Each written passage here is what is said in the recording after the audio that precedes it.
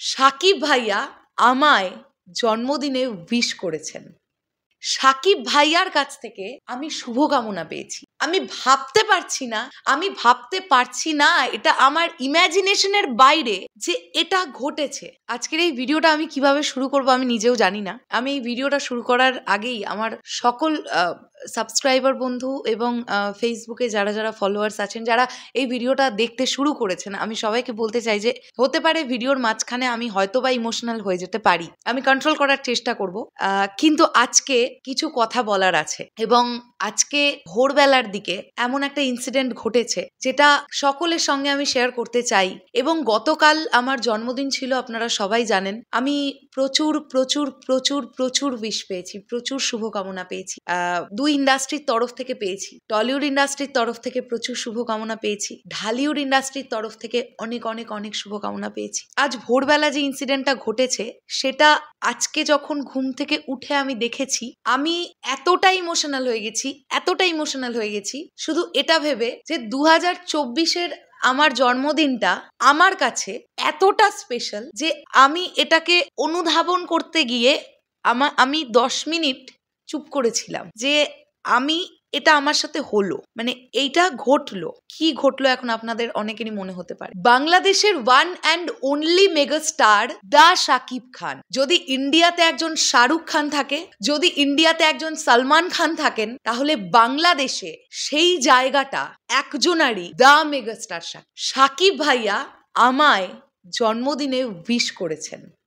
সাকিব ভাইয়ার কাছ থেকে আমি শুভকামনা পেয়েছি। আমি ভাবতে পারছি না এটা আমার ইমাজিনেশনের বাইরে যে এটা ঘটেছে।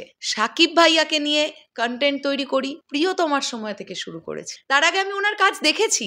আমাদের যৌথ প্রযোজনায়, মানে বাংলাদেশ ভারত যৌথ প্রযোজনায় যে ছবিগুলো এসেছিল, রিলিজ হয়েছিল এর আগেও, প্রিয়তমার আগের কথা বলছি, সেগুলো আমি কম বেশি দেখেছি। টেলিভিশনে যখন দিত তখনও আমি দেখেছি।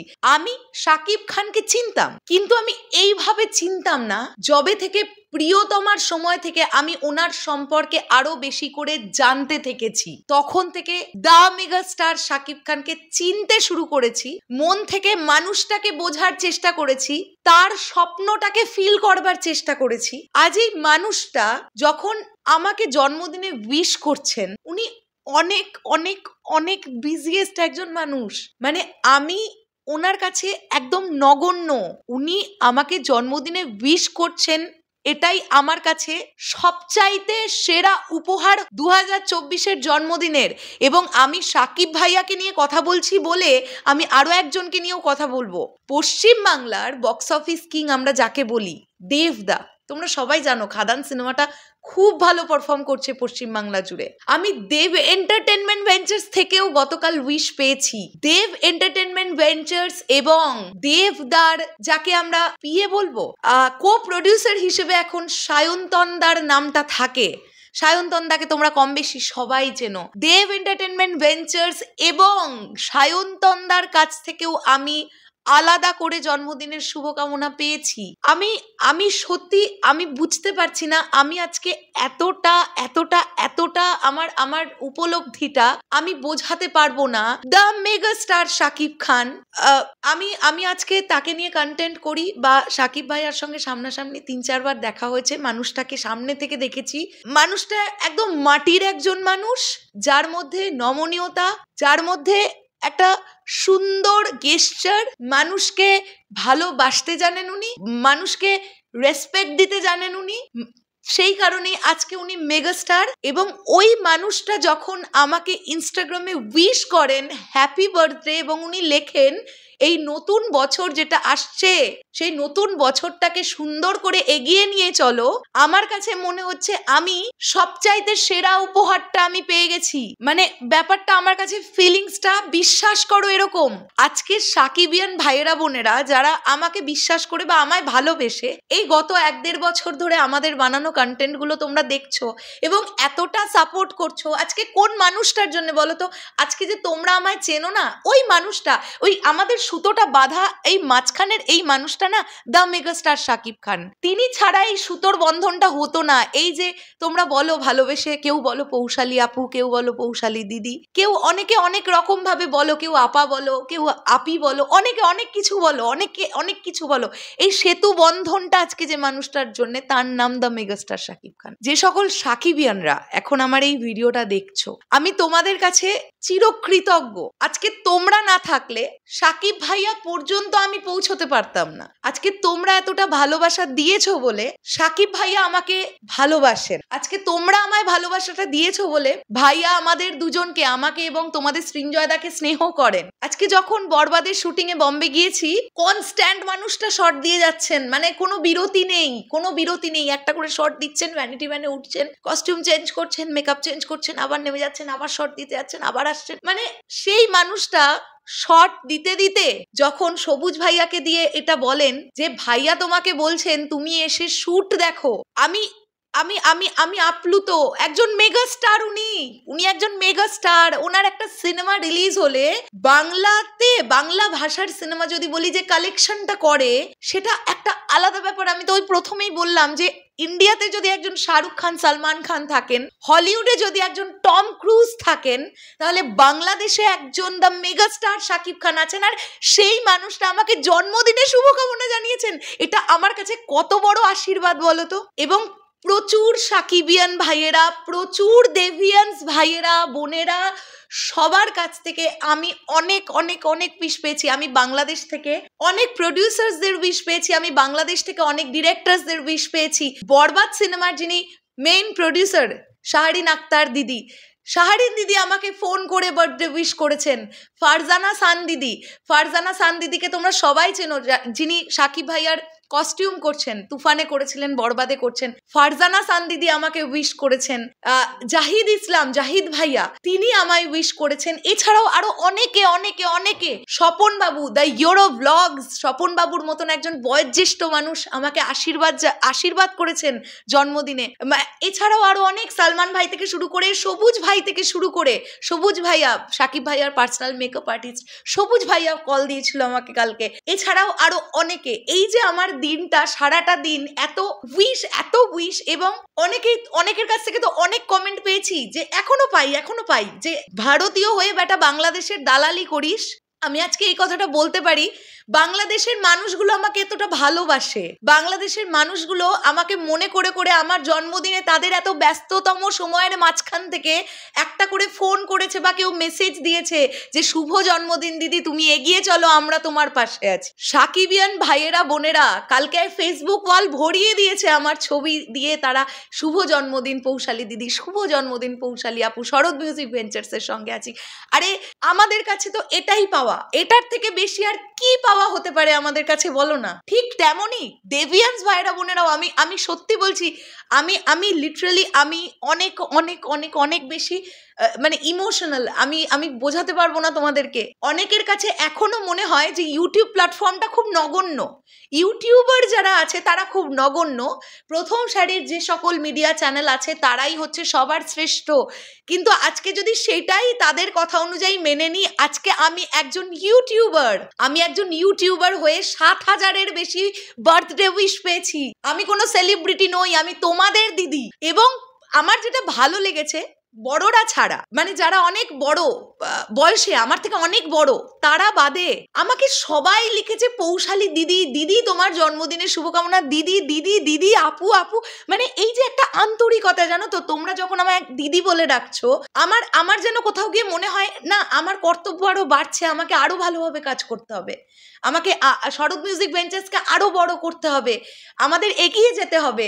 এই ভালোবাসাগুলো আমরা পাচ্ছি, এই মানুষগুলো আমাদেরকে নিঃস্বার্থভাবে ভালোবাসে, এই ভালোবাসার দাম তো আমাদের দিতে হবে। তো আমি সত্যি বলছি, আমার আজকে হয়তোবা কথা জড়িয়ে যাচ্ছে, আজকের এই ভিডিওটা অনেকটা বড় হয়ে গেছে। আমি ভাবতে পারি না দ্য মেগাস্টার শাকিব খান তিনি আমায় জন্মদিনে উইশ করবেন, তার এত ব্যস্ততম সময়ের মধ্যে তিনি, মানে আমি কে, হু অ্যাম আই ভাই, আমি কে? আমি একজন ক্রিয়েটার, আমি কে? আর আমাকে আজকে আমি আবার বলছি, আমাকে আজকে তোমরা যারা চেনো ওই মানুষটার জন্য চেনো, আর ওই মানুষটা পর্যন্ত আমি রিচ করতে পেরেছি আজকে তোমাদের জন্য। তাই আমার কাছে ব্যাপারটা এতটাই ইমোশনাল। যখন থেকে ভাইয়াকে নিয়ে কাজ করা শুরু করি, তোমরা ভাবতে পারবে না কলকাতা থেকে কম পোকিং সহ্য করেছি। আরে আমি বাকিদের কথা ছেড়েই দিলাম, আমাদের কমিউনিটি থেকে বিলং করা কিছু আমরা যাদেরকে বন্ধু বলে ভাবতাম, হঠাৎ দেখলাম তারা সবাই একে অপরকে লেলিয়ে দিল আমাদের বিরুদ্ধে। ভাই এরা কি শুরু করেছে দেখ, এদের নিয়ে কন্ট্রোভার্সি কর, একের পর এক আড্ডা শুরু হচ্ছে। মানে সেখানের মুখপাত্র হচ্ছে শরৎ মিউজিক ভেঞ্চার্স, তাদের নিয়ে আলোচনা হচ্ছে, মানে কেন তারা বাংলাদেশ নিয়ে কাজ করছে, কেন তাদের বাংলাদেশে পাঠিয়ে দে, এই কর ওই কর। এবং শুধু আমি কলকাতা থেকেই পেয়েছি বা ওয়েস্ট বেঙ্গল বা ইন্ডিয়া থেকেই পেয়েছি বলবো না, আমি বেশ কিছু বাংলাদেশের ভাই বোনদের কাছ থেকেও প্রথম দিকে এই ব্যবহার পেয়েছিলাম।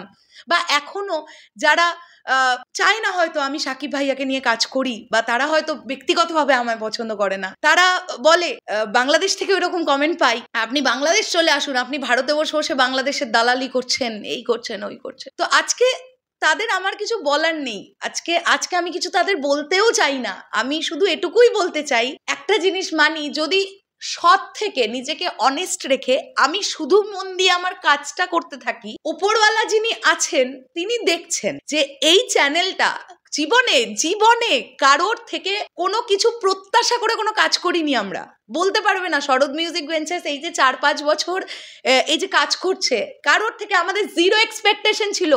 তোমরা দেখবে আমরা যখন যাকে নিয়েই কাজ করেছি, তখন আমরা তাকে নিয়ে মন থেকে ভালোবেসে কাজ করেছি। আজকে অনেকেরই এই প্রশ্নটা আমাকে অনেক সাকিবিয়ান ভাইরা বোনেরা পার্সোনালি করেছো, যে এই যে দিদি তোমরা বম্বে গেলে, এই যে তোমাদের যে খরচা ইত্যাদি ইত্যাদি হলো, আচ্ছা এটা থেকে তোমাদের রিটার্ন কি? আমাদের 2 সেকেন্ডও ভাবতে লাগে না। যেদিন হৃদয় ভাইয়াকে কল দিয়ে বলেছিলাম যে হৃদয় ভাইয়া আমরা কিন্তু শুটে যেতে চাই, 2 দিনের জন্য হলেও যেতে চাই, কারণ তোমরা ইন্ডিয়া আসছো, ইন্ডিয়াতে শুট সাকিব ভাইয়া আসছেন, আমরা যাব। হৃদয় ভাইয়া যেদিন বলেছিলেন দিদি অবশ্যই তোমরা আসবে, আর একটা ডেটের আইডিয়া দিয়ে দিয়েছিলেন, সেই দিন ফোনটা রাখার পরে ফ্লাইটের টিকিট কেটেছিলাম। আমি তো কাটিনি, তোমাদের সৃঞ্জয়দা কেটেছিল। এবং বম্বেতে যেদিন উড়াল দেবো আমরা, আগের দিন রাত্রিবেলা মাঝরাতে আমাদের ফ্লাইট ছুটে গেল, পরের দিন আবার নতুন করে ফ্লাইটের টিকিট কেটে আমরা গেলাম। তো আমাদের কোনো এক্সপেকটেশন ছিল না, আমাদের কোনো এক্সপেকটেশন নেই, আমাদের শুধু ছিল ভাইয়ার সঙ্গে আর একবার দেখা করব, ভাইয়াকে একবার চোখের সামনে দেখবো, ছবি তোলা, কথা বলা এগুলো তো অনেক দূরের ব্যাপার, মানুষটাকে একবার চোখের সামনে দেখবো, আর একবার দেখবো যে মানুষটা চোখ ভরে স্বপ্ন দেখে যে বাংলা সিনেমাকে তিনি গ্লোবালি প্রেজেন্ট করবেন, এবং তিনি করছেন। আজকে যখন কাতারে আমরা দেখতে পাচ্ছি লক্ষ লক্ষ অডিয়েন্স বসে আছে, তাদের শুধু একটা মানুষের জন্য অপেক্ষা, দ্য মেগাস্টার শাকিব খান। আজকে যখন আমরা গর্ব করে বলতে পারি, যদি কেউ দুবাইয়ের গোল্ডেন ভিসা, বাঙালি অ্যাক্টরদের মধ্যে যদি কেউ দুবাইয়ের গোল্ডেন ভিসা পেয়ে থাকেন, সেটা one and only megastar Shakib Khan. আমাদের প্রত্যেকজন বাঙালির গর্ব হওয়া উচিত। আরে দিনের শেষে কেন আমরা ভুলে যাই? আমি তো মনে করি না আমার দেশ আর বাংলাদেশ দুটো আলাদা দেশ। আমরা পাশাপাশি দুটো ভাই দেশ, এরকম করে ভাবলেই তো হয়। আমাদের তো ল্যাঙ্গুয়েজটা সেম, আমরা তো বাংলা ভাষায় কথা বলি। তো আজকে কাজ করাটা শুরু এই চিন্তা ভাবনা থেকে। আর শুধু সাকিব ভাইয়া বলে বলছি না, এই যে খাদানের ওয়েস্ট বেঙ্গল ট্যুর করে এলাম, জিরো এক্সপেকটেশন ছিল, কোনো এক্সপেকটেশন নিয়ে আমরা কখনো আজ অব্দি কিচ্ছু করিনি। আমরা যেটা করি সেটা আমরা ভালোবেসে করি।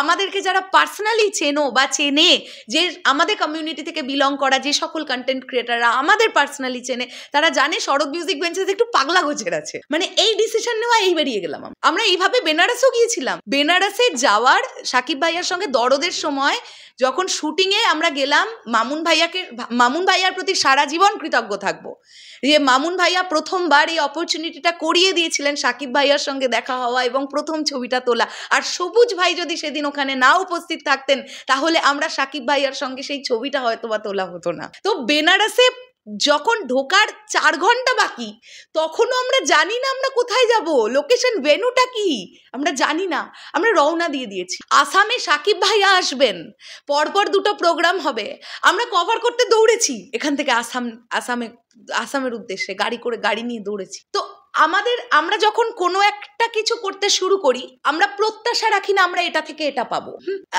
সবাই হয় এক্স্যাক্টলি।